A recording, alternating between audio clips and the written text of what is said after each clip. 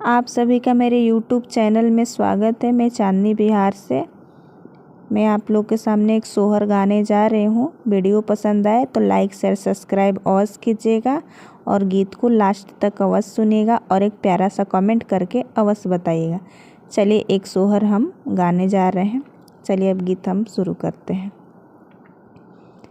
धन धन भाग लालनवा तुलिहला जनमवा हो, ललना लाल होई है।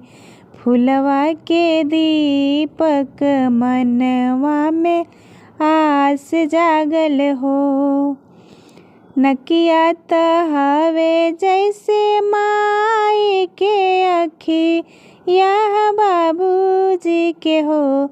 ए ललना मुहावा चनवा सूरजवा तसग रो अंजोर भैले हो। नाची नाची गावेली बहिनिया ललन के खिलावेली हो। ए ललना हंसी हंसी टिहुकी चलावेली रस बरसावेली हो। आजू के दिनवा सोहावन रती या लुभावन हो।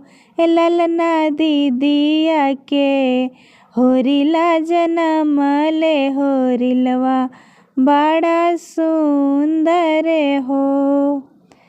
एक प्यारा सा कमेंट अवश्य करके बताइएगा दोस्तों कि आप सभी को मेरा गीत कैसा लगे। चलिए नमस्ते, बाय दोस्तों।